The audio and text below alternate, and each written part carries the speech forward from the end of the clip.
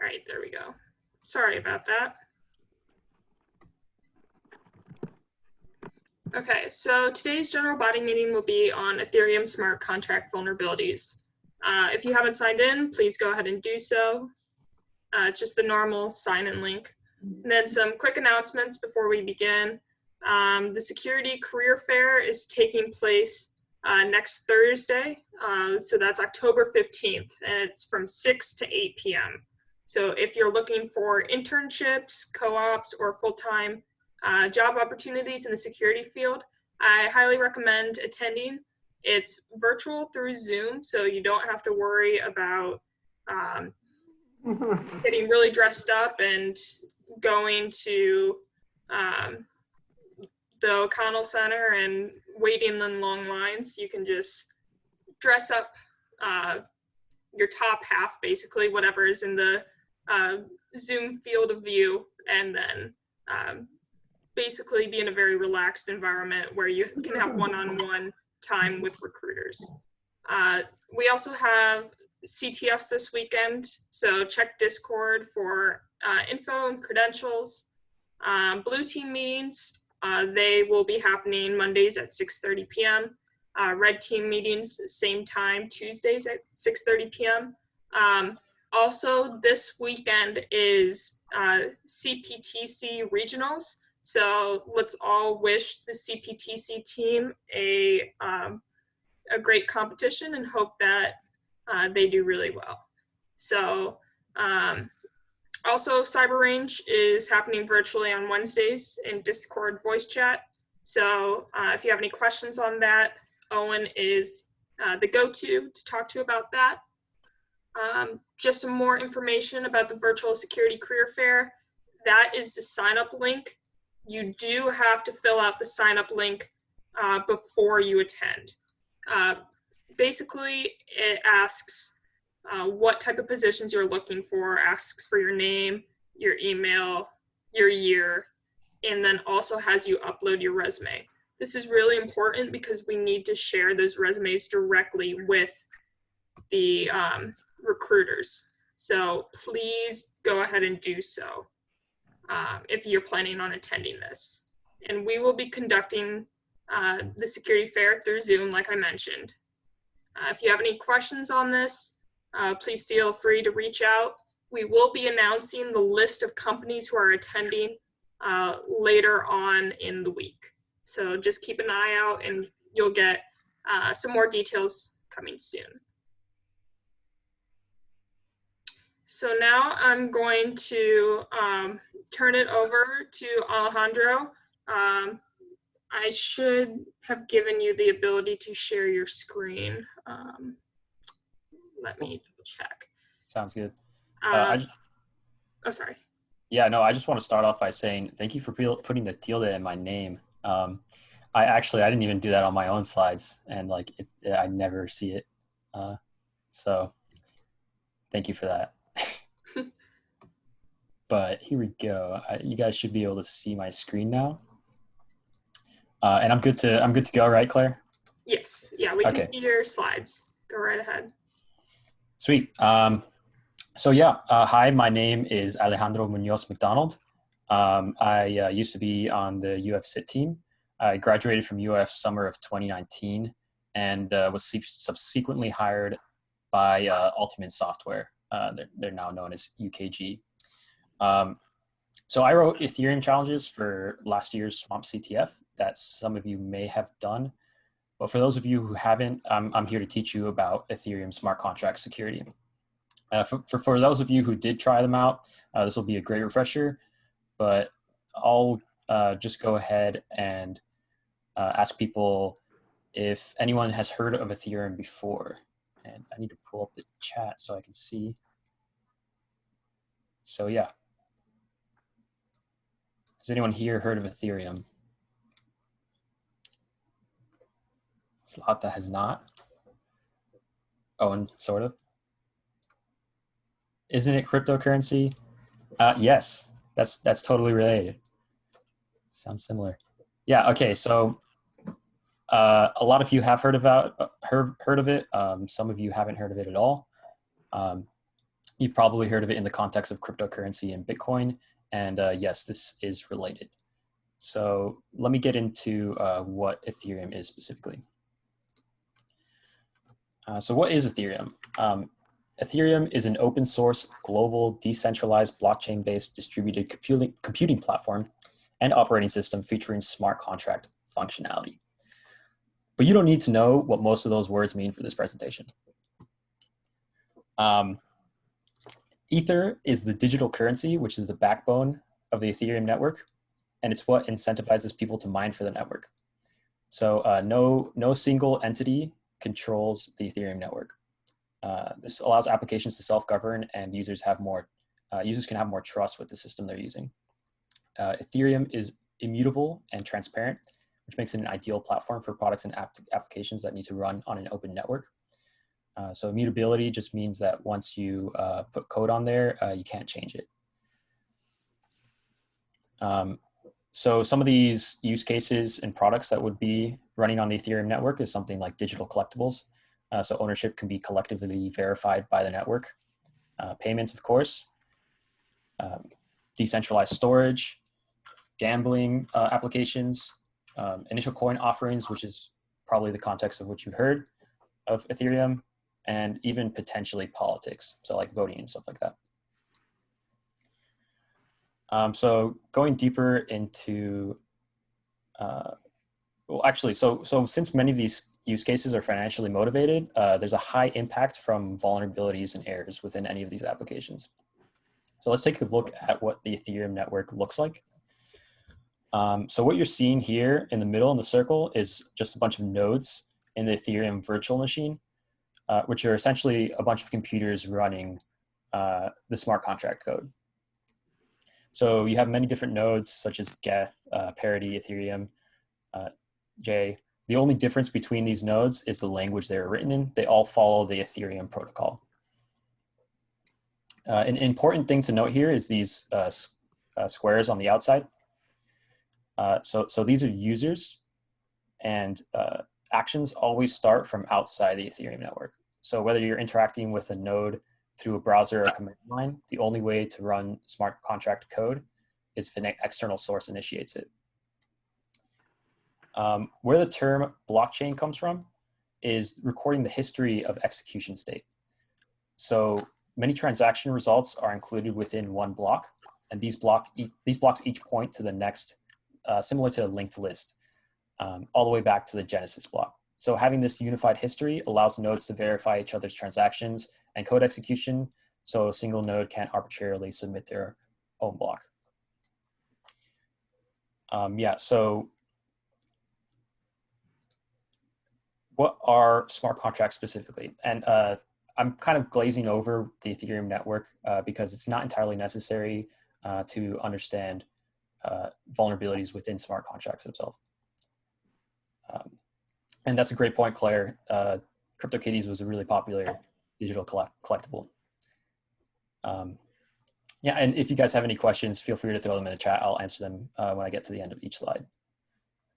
So what are smart contracts? So a smart contract is a collection of code that runs on the Ethereum virtual machine. A smart contract is similar to a class object, which has properties and functions or methods. A smart contract can autonomously handle funds. Unlike Bitcoin, the language is actually Turing complete, which means it can do a lot of cool things, but it also means there's a higher chance for programming errors. Smart contracts can be written in many different languages. As long as it's compiled, bytecode can run on the EVM. But the focus of this talk is going to be on Solidity. So it's JS/C++ based language. There are some other language such as Viper, which is Pythonic, but Solidity has the biggest support for Ethereum networks. One thing that's important to know is programs, well, the smart contracts must pay fees in order to operate.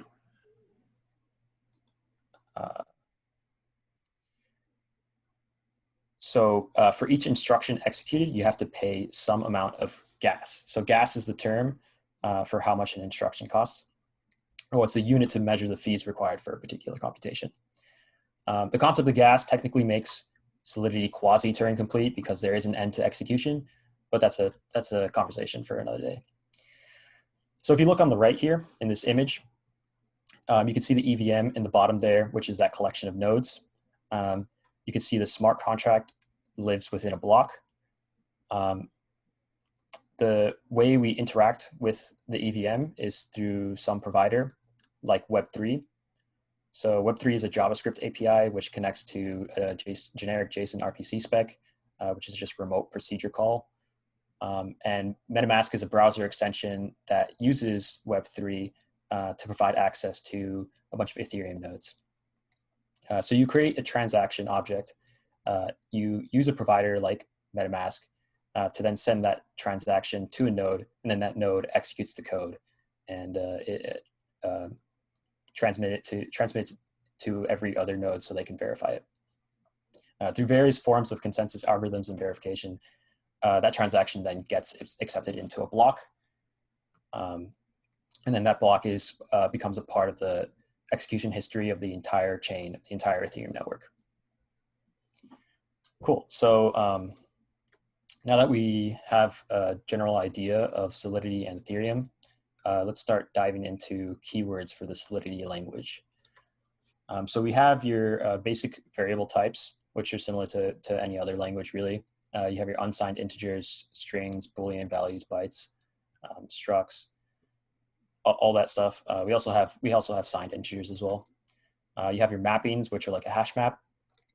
But specific or special to Solidity is an address type, which is a 20-byte value that's a unique identifier for a user or a contract.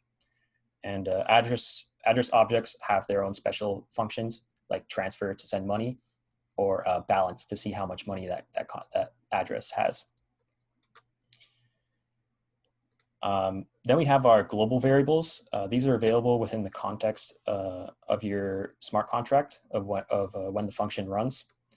So these are things like message.sender, message.value. Sender is whoever initiated the transaction. Value is how much ether you're sending along with the transaction. And you have some other metadata and access to some information about the block that your transaction is being included in. You have some denominations for ether. So you have ether, finny, gwei, and wei. So that you can think of that as equivalent to like dollars and cents. So wei is the smallest unit of ether that you can get. And ether is something like 10 to the 18th wei, I think. Let's see. So, and then you have some things that make it a little easier for developers to create smart contract code, like seconds, minutes, hours, days, weeks, and years. So moving on to some keywords for functions and variables. You have that contract keyword, which basically is like class in other languages. You have variable modifiers such as internal, memory, and storage, and we'll get to those later. You have your function modifiers such as public, private, view, and payable. These just determine if they can be called, if your function can be called by an external source, and payable just defines if it can be sent to ether. You have require, which takes a Boolean value, and if that Boolean value returns false, then the transaction will revert, which means it will undo any state changes it did and return a failure. So any ether sent or any modifications to variables within the storage of a contract gets reverted. Those don't stay. Catch-Act 256 is just the generic hashing algorithm that Ethereum is built on. Emit is similar to like print statements. Self-destruct is a special one to Ethereum, where the contract just kills itself and removes whatever data is stored in the storage and sends any remaining ether at that address to the address that you pass. So this is just so that we don't have a bunch of dead smart contracts on the network taking up space. Cool. So let's get into some vulnerabilities. So this one doesn't necessarily have to do with the code itself, but it's the illusion of entropy on the Ethereum network. So everything on the Ethereum network is deterministic. So given the initial state, you can calculate what the next state will be. So within the blockchain, there's no source of entropy or randomness. The only way to securely generate random numbers is to get them from an external source outside of the Ethereum virtual machine. So this is really important for those gambling applications. So since there's no way to generate random numbers internally, all those contracts are getting their random numbers from external sources, whether it's from the user submitting some random number or an actual random number generator site. There's also something called block.timestamp, which is included in each block, and it's the date that the block was finished executing. But this can be slightly manipulated by miners. So technically, there could be some vulnerabilities that arise by using block.timestamp. Block.block hash is also predictable. You can kind of predict which block your transaction is going to execute in.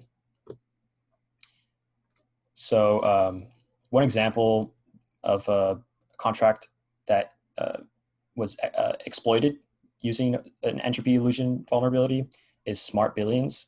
It was a lottery contract that was hacked by predicting the results of the pseudo-random lottery, and the hacker withdrew 400 ETH before the owners of Smart Billions were able to withdraw the remaining 1,100 ETH.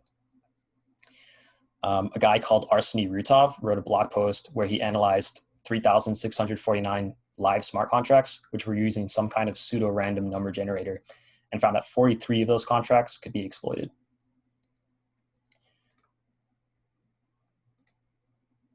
Moving on to another vulnerability. Another common vulnerability is visibility. So variables have to be stored in the blockchain to allow for nodes to verify their states. So every node needs a copy of the storage. This means that anyone can read your variables, even if they have that modifier internal. So if we take a look at this image here, we can see the modifier public on it. That just means anyone can call this function. It doesn't mean it will successfully run, but anyone can try and run it. Payable just means it can accept Ether. If this function were to have the private modifier, then it could be only called internally within that contract class. And then if we take a look at the second image here with the mapping, the default for variables is internal, which just means they can't be accessed from another contract externally. But again, if you just calculate the offset it is at in storage, you can still go in and read the value of that variable.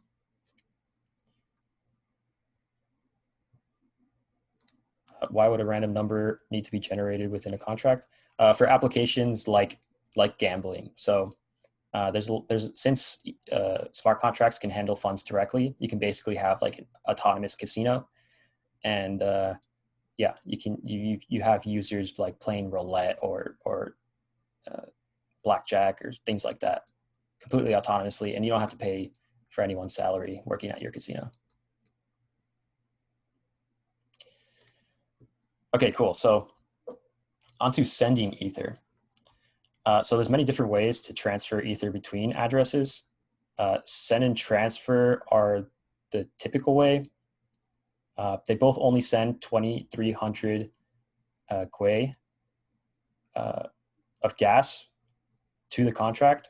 So when we send Ether, we're actually invoking a function of the address we're sending it to.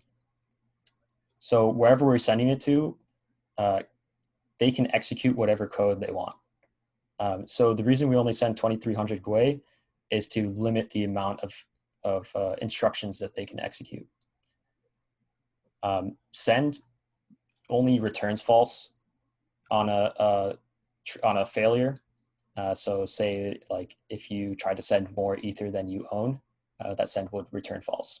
The only difference is transfer will actually revert when the send fails. So putting .send, address.send in a require statement is basically equivalent to just doing address.transfer.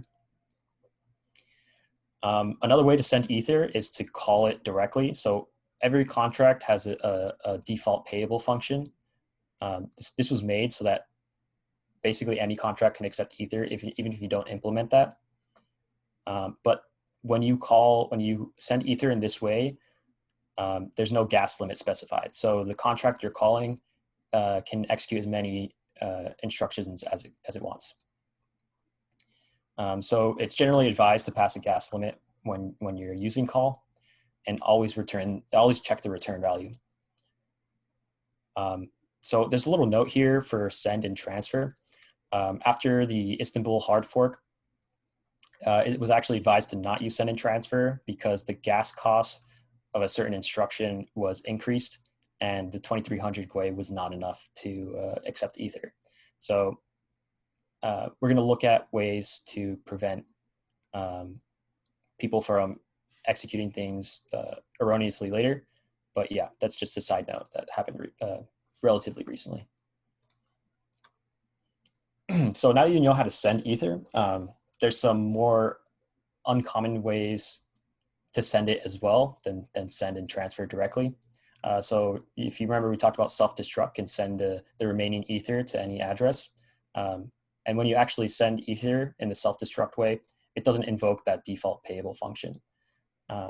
So that Ether is just sent no matter what. So if you self-destruct and send and pass the address of the contract, you can send them Ether without invoking that function.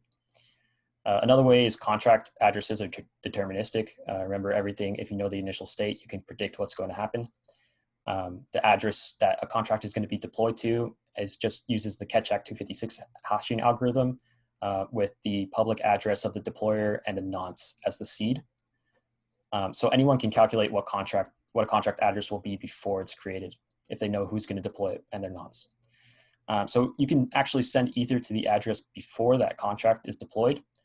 And when that contract is deployed, it's going to have a non-zero balance.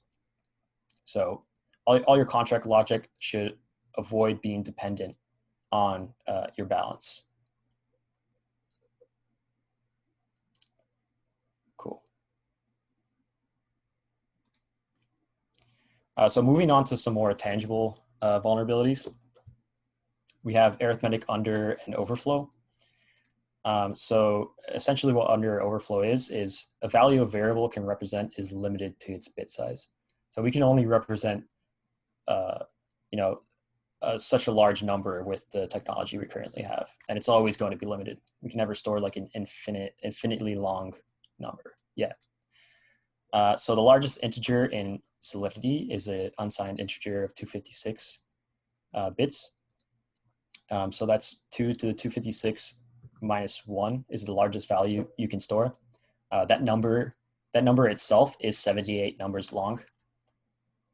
So if you look at the little code block in the bottom there, we're defining an unsigned integer number, setting it equal to 0.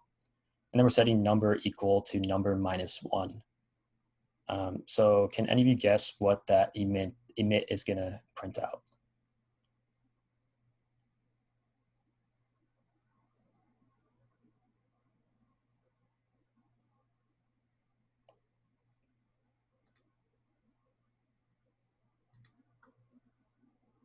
I know Owen knows. Yeah, exactly. 2 to the 256 minus 1. And it's that really big number right there. So this could be unexpected in some applications. You always have to check that you're not going to wrap around to the other side before you do a calculation. So moving on to, well, I'll answer this question first, actually. The splinter surrounding data file contract.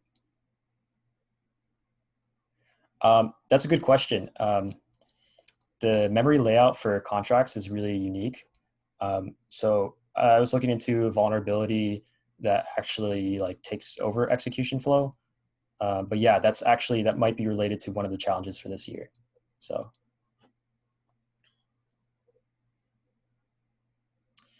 Does this allow for carry bits or 0 bits? I can't tell you that. I don't know that answer. Sorry. Cool. So here we have an example contract, and this is kind of part of the interactive portion. I want you guys to try and figure out where the vulnerability is, like what line, and then also how to exploit it.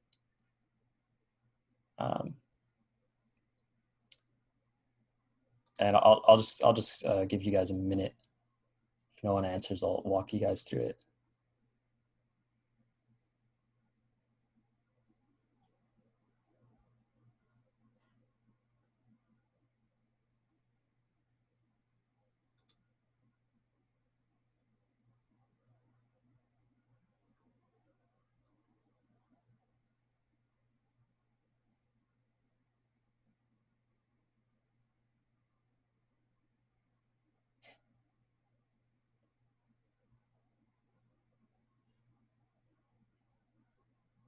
Yeah, you definitely need to memorize 2 to the 256 minus 1 if you're going to be a smart contract hacker.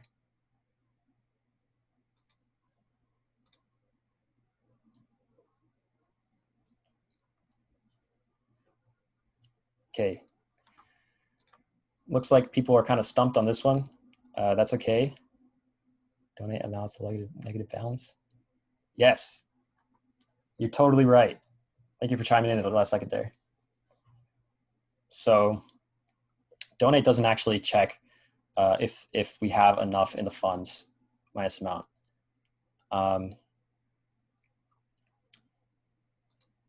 So the bug is on line 18.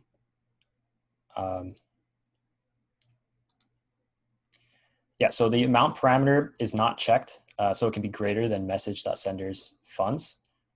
And I kind of forgot to give an overview on this contract, but basically you have this function here, deposit, which is payable, and you can send some amount of Ether, and that adds to your funds mapping. You can donate some amount of your stored funds to the contract, and then you can call refund to send that amount that's in your funds mapping back to you. So how we exploit this is we call deposit with 1 Ether or however much Ether. It doesn't really matter. It just needs to be greater than 0.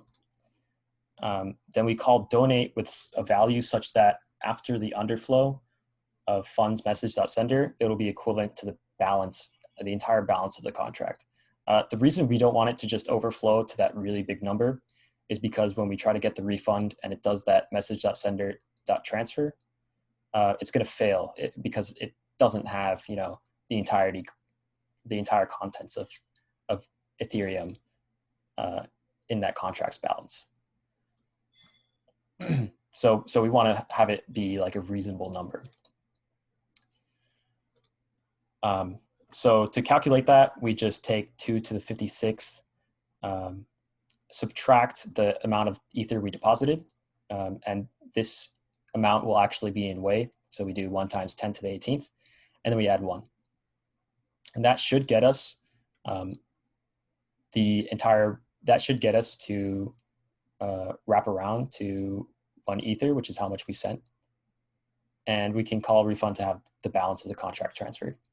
So if other people had deposited money into this contract, we can just figure out how much Ether that contract has by checking its balance and doing the same calculation.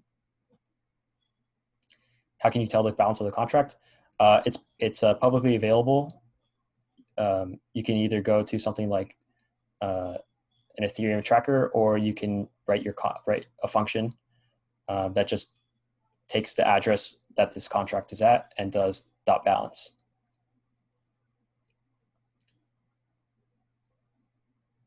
So yeah, any address object has the property .balance.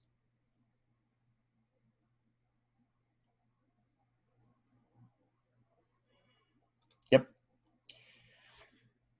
Cool. So going into something that's kind of special to Solidity as well is the concept of reentrancy. So in this case, we have a contract called bank, which has a mapping from addresses to some integer value. Similar idea, you can deposit money and you can refund your money. So this one's a little simpler, but can still be exploited. This vulnerability has something to do with that call that we mentioned before. So the bug for this, or the vulnerability for this contract, occurs when external contract calls are made before completing execution. So the reason that's dangerous is the contract state could change in the middle of execution after calling an untrusted contract. So the bug here is on line 14, where we're doing message.sender.call value. So like I said, when you send Ether in that way, you're invoking that contract you're sending the money to, and they can execute as many instructions as they want. So what you can do with that is you write your own contract that deposits its balance into this bank, and then you write a function in your contract that calls this refund, and override your default payable function. So when this function sends you money back, when this refund sends you money back, you just call refund again. So what happens there that might be a little confusing is when you call refund, it's invoking your contract, which then immediately calls refund again. So this on line 16 never has a chance to execute, so your balance is never set to 0. So it just keeps sending you the amount in your balance, and you just stop calling it when the bank's balance is 0. To fix this bug, all we need to do is set the balance to 0 before we send it. An example of this vulnerability, it led to a hacker draining tens of millions of funds from the DAO contract. I'm not sure if you guys have heard of the DAO, but it was a big project, and in the first few hours of the attack, 3.6 million ETH was stolen, and that was equivalent to around $70 million at the time. So that was drained through a loophole found in the DAO's contract code, which is actually related to reentrancy. And this vulnerability actually led to a fork in the Ethereum blockchain into 2 different cryptocurrencies. So, the only reason the only way you can upgrade the Ethereum network is if you have every node upgrade their versioning. So what happened was, one group of people wanted to revert those changes to the block because there's literally tens of millions of dollars stolen, and another group of people said, no, it's the DAO's fault. It's their problem. They just lost all their money. So what happened is Ethereum split into something called Ethereum Classic and the Ethereum network you know today.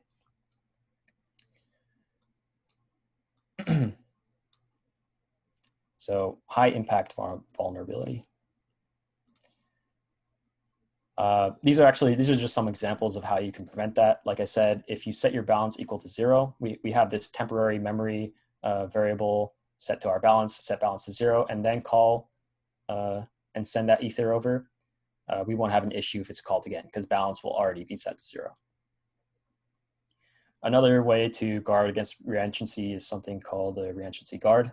And essentially what it is it's similar to mutex, where you lock some Boolean value, you flip some Boolean value, and you can't re-enter that function unless that Boolean value is false.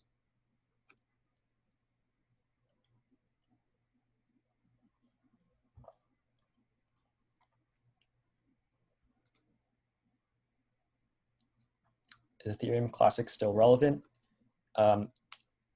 Yes, somewhat. It's valued a lot less. It's doesn't have as big of a community around it, and the people who are actively contributing to the project are have some kind of extreme ideas sometimes. It is still relevant. It's still running. There's a lot of nodes, but there isn't as many nodes, so they're actually vulnerable to the 50% attack.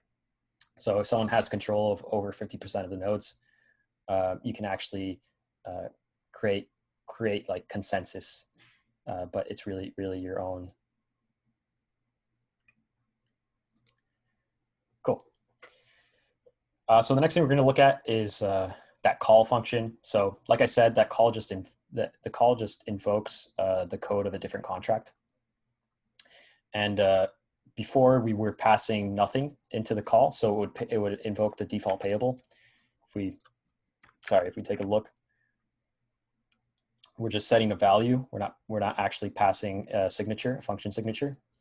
If you can pass a function signature, and that lets you call specific functions on a different contract.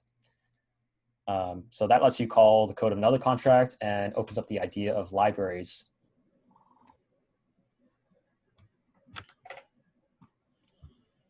Yeah, no, it has remained around somewhat. So we have a function here. We have a contract here called deployer. It has an integer called some value, and then we have the address of our other contract that we want to call. So if you were to call my function, what do you guys think the return value will be? So my function calls other contract and passes the function signature of set value, and that other contract sets some value equal to 42. So what do you guys think the result of calling my function will be with that call?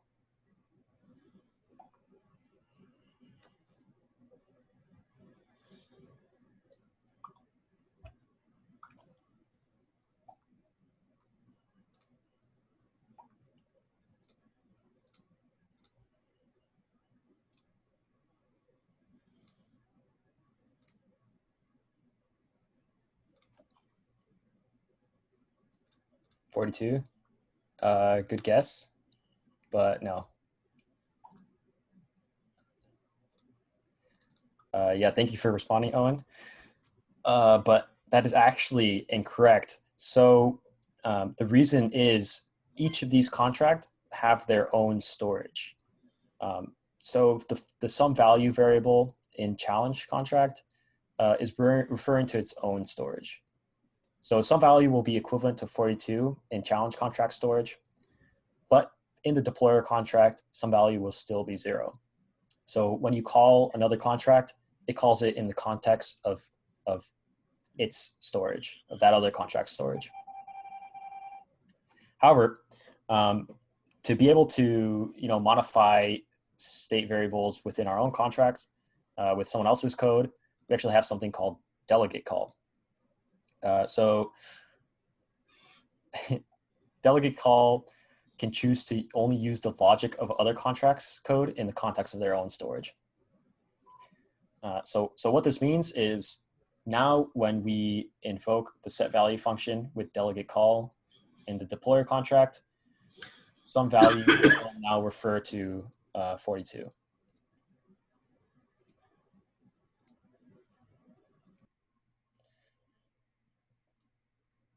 Right. So this opens up a lot of vulnerabilities because you're letting another contract, mess with your own storage.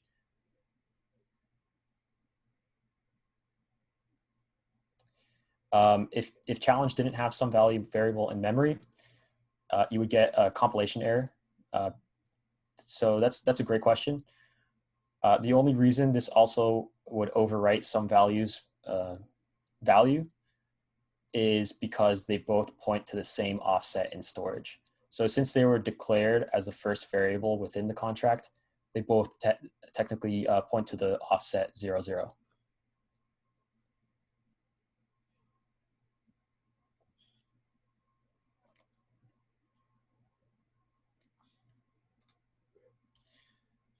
So yeah, the bytecode doesn't care what the name is, it just cares about what offset it's at.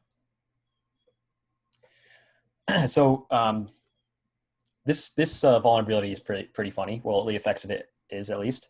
There's something called the parity multisig wallet, and it was this huge library that was like an extendable wallet for people that had certain features.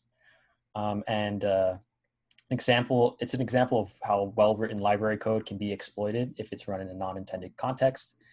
And this vulnerability was actually found by a newbie developer. So this is that newbie developer's post on GitHub. They opened up an issue and just said, I accidentally killed it. So what happened in this case is this newbie developer was messing around with the wallet, but decided he didn't want to, play around with it anymore and get rid of his contracts. So he ran self-destruct, but the function that he ran in the context of the library. So that self-destruct actually removed the library from the chain, from the Ethereum network and all of its storage. And a lot of other people's code who hard-coded the address of that contract just failed. It could no longer run because a contract didn't exist at that address. So that locked up a lot of Ether as well. Could you overwrite other variables if there's another variable at that offset? Yes, for sure.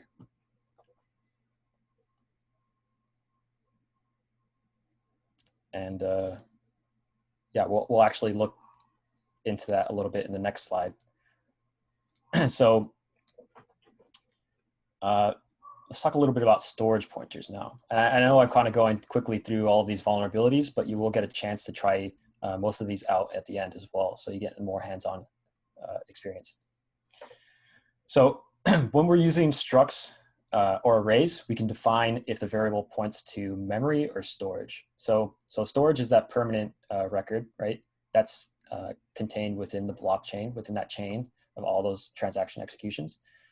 Memory variables only exist within the context of that function run or that transaction. So when a node takes the transaction and runs it, that variable only exists when that node runs it.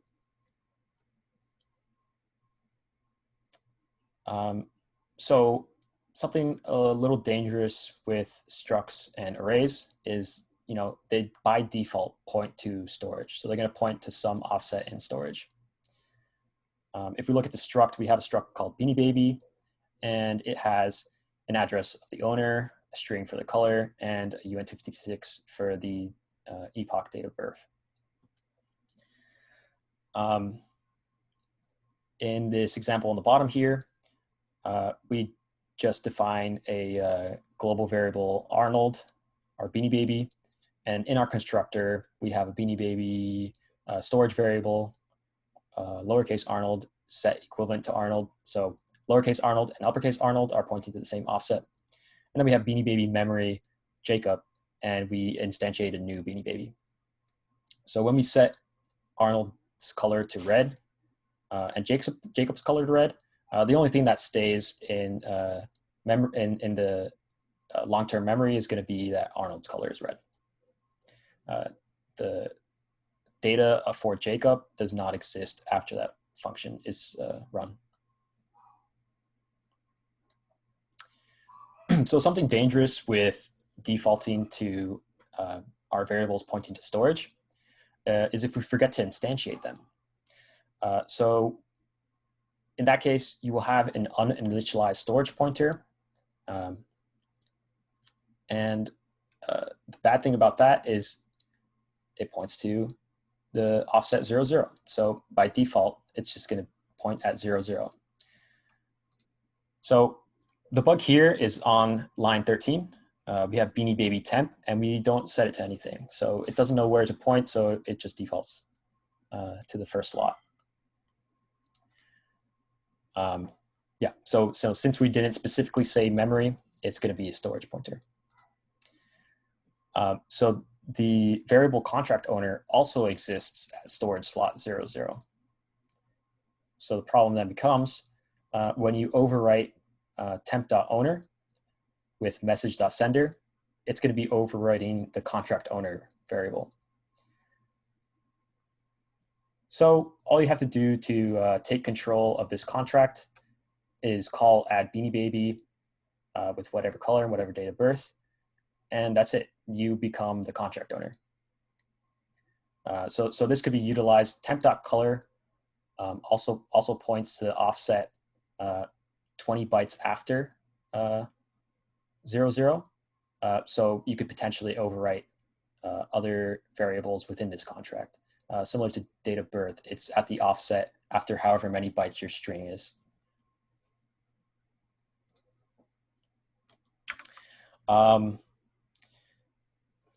thing I do want to mention here is the concept of honeypots. So people actually upload contracts with what looks like vulnerable code, and would-be hackers attempt to exploit the vulnerability, and they end up spending Ether on a vulnerability that doesn't actually work. So it's really cool. It's kind of like hacking the hacker. You're tricking people into thinking your contract is exploitable, and they end up like wasting Ether trying to exploit it.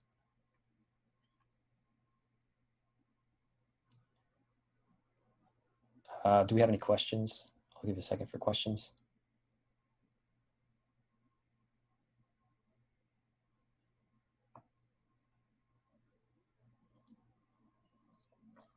Oh yeah, for sure.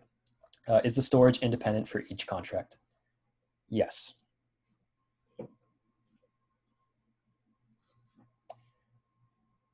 Is that legal?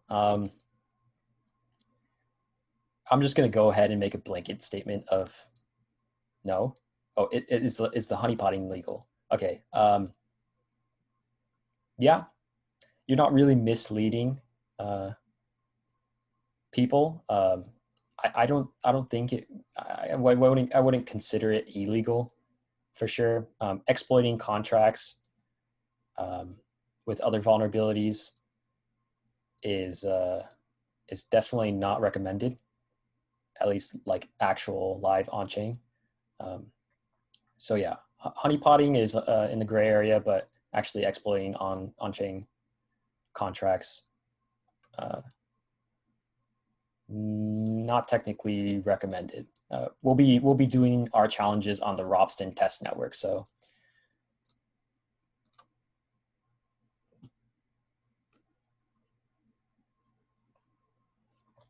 can you overflow out of a contract completely or from storage to memory? Storage to memory, I'm pretty sure. Yeah, the memory layout, I can get back to you on that, but I'm pretty sure you have your storage and then you have your memory. But overflowing out of a contract completely, if you're talking about like escaping from the context of the EVM on a specific node, as far as I know, that's not possible. All your code is run within this like virtual machine on each node. So yeah, you can't really escape from that context.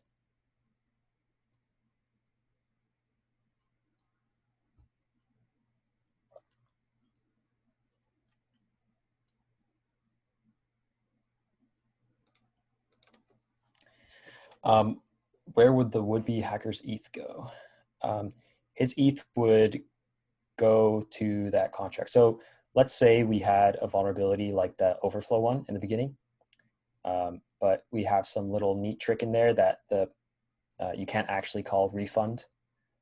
That person's ETH would go into that contract, and then you could have the creator of the honeypot could just have some self-destruct function that sends the Ether back to them.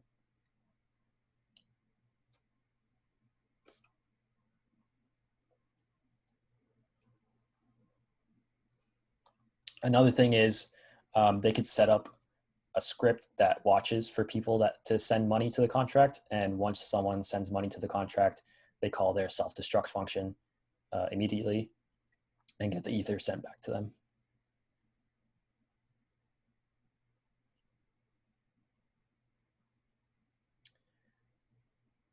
Are there race conditions? Yes. Yes, for sure.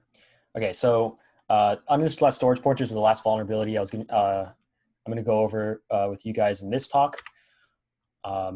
There's many more vulnerabilities. This is the vulnerabilities that I could fit on this slide. We covered these 7. And that's only a little under half of the vulnerabilities I could fit here. So there's many more exploits to explore and many more that can be found. I highly recommend trying out the sites and the resources and attempting to hack on-chain contracts, which you have permission to hack. And then get familiar with interacting with the Ethereum virtual machine.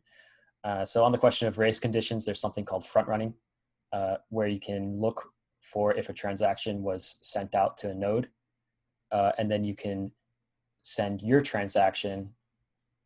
Let's say it's like an eBay auction. You can send your transaction ahead of theirs and have a higher gas price, which means you'll pay more for each transaction, and nodes pick up transactions with higher gas prices because they're incentivized to take those because they get more money for executing them. So yeah, race conditions is a thing.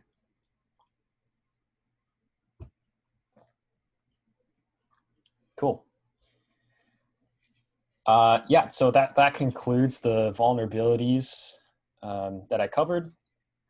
If anyone wants to stay after and try out hacking some contracts, I have a website that allows you to interact with them.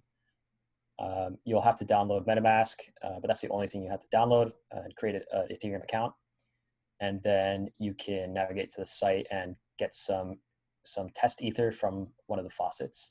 But if anyone, I'll take some more questions. I'll wait a little bit here and take questions. And for those of you who are staying on longer, I'll be in here for a bit, and I'll also stay on the Discord as well. Yeah, so thank you guys for listening.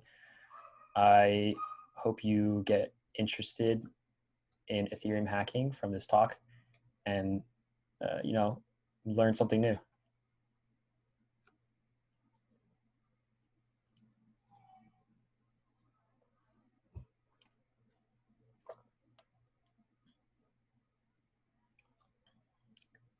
Are there war games for Ethereum hacking?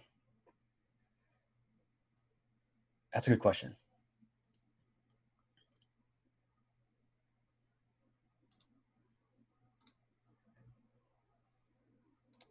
Yeah, thank you guys.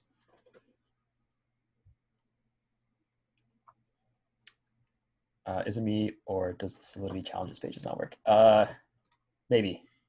I wrote it, so.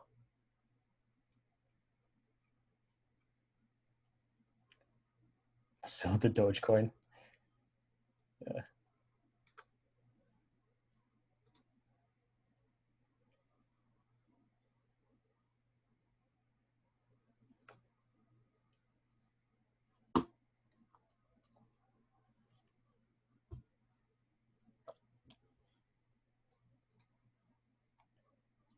Yeah, no problem. It was fun to talk about, and I hope to inspire some people.